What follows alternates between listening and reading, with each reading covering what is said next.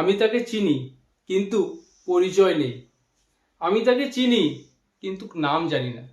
খুবই কমন দুটি কথা, আমরা বাংলা ভাষায় অনেক বলে থাকি বা শুনে থাকি। এই কথাগুলিকে কিভাবে ইংরেজিতে বলতে হয় সেটা কি তোমরা কখনো ভেবেছো? তো আজকের ক্লাসে এই দুটি সেন্টেন্সকে কিভাবে তোমরা ইংরেজিতে বলবে সেটা শিখিয়ে দিব। সেই সঙ্গে আরও কিছু সেন্টেন্স রয়েছে যেই সেন্টেন্সগুলো ডেইলি লাইফে তোমরা প্রচুর বলে থাকো বা শুনে থাকো। তো সর্বপ্রথম যেই সেন্টেন্সটির কথা বললাম, আমি তাকে চিনি কিন্তু পরিচয় নেই, মানে আমি জানি তিনি রমেন বাবুর ছেলে, এই অফিসে কাজ করে, এটুকুই জানি। চিনি বাট পরিচয় নেই, মানে কখনো তার সঙ্গে আমার আলাপচারিতা হয়নি, কথা বলিনি। তো এইরকম সেন্সে আমরা কথাটা বলে থাকি। তো এই সেন্টেন্সটাকে আমরা ইংরেজিতে কিভাবে বলবো যে আমি তাকে চিনি কিন্তু পরিচয় নেই? তো এখানে সাবজেক্ট আমি, তো আমি তাকে চিনি, আই নো হিম অথবা হার, যেখানে যেরকম প্রয়োজন। তো I know him by sight, I know him by sight, অর্থাৎ আমি তার ফেসটা চিনি, এতটুকুই, কখনো কথাবার্তা বলিনি, আলাপচারিতা হয়নি। তো I know him by sight, আমি তাকে চিনি কিন্তু পরিচয় নেই, এই অর্থে আমরা এই সেন্টেন্সটাকে বলবো। পরের সেন্টেন্স, আমি তাকে চিনি কিন্তু নাম জানি না।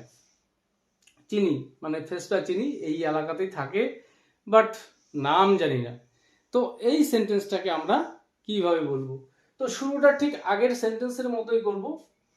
আমি তাকে চিনি, তো আই নো হিম অথবা her by sight, I know him by sight but কি নাম জানি না। তো I know him by sight but not by name,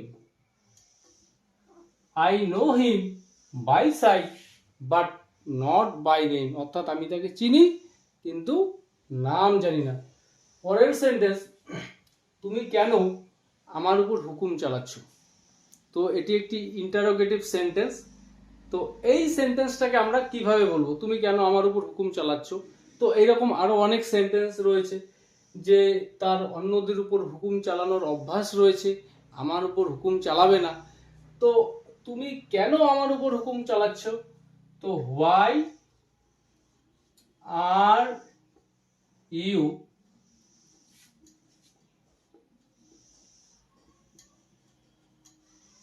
why are you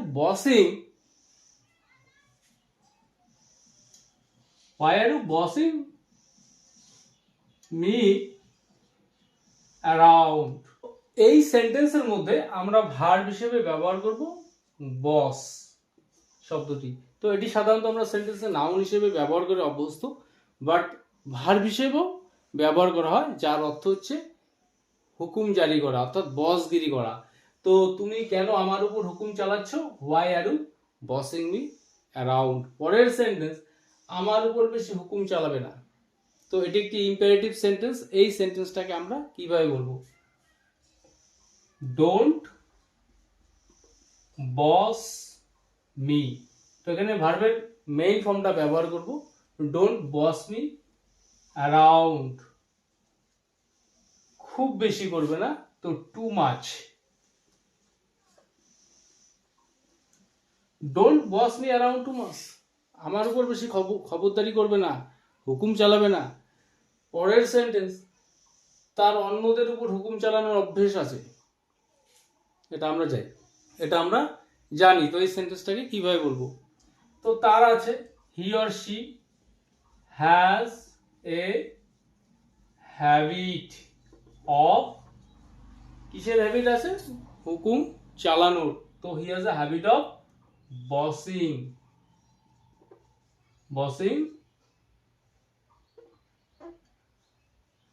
others around. He has a habit of bossing others around. অন্যদের উপর হুকুম চালানোর তার অভ্যাস আছে। পরের সেন্টেন্স, যত বড় মুখ নয় তত বড় কথা। খুব কমন একটি কথা বাংলায় আমরা শুনি, বলে থাকি যে খুব যত বড় মুখ নয় তত বড় কথা। তো এই সেন্টেন্সটাকে আমরা কিভাবে বলবো? the words are bigger. The words are bigger than capability. The words are bigger than capability. অর্থাৎ যত বড় মুখ নয় তত বড় কথা। পরের সেন্টেন্স, খিদের চোটে আমার পেটে গুড়গুড় শব্দ হচ্ছে, এতটাই খিদে পেয়েছে। তো এই সেন্টেন্সটাকে আমরা কিভাবে ইংরেজিতে বলবো? তো মাই স্টোমাক ইজ, এখানে ভার্ব হিসেবে আমরা ব্যবহার করব গ্রাউল। তো গ্রাউলিং, মাই স্টোমাক ইজ গ্রাউলিং, কিসে? খিদের চোটে। তো out of hunger, my stomach is growling out of hunger, অর্থাৎ খিদের চোটে আমার পেটে গুড়গুড় শব্দ হচ্ছে।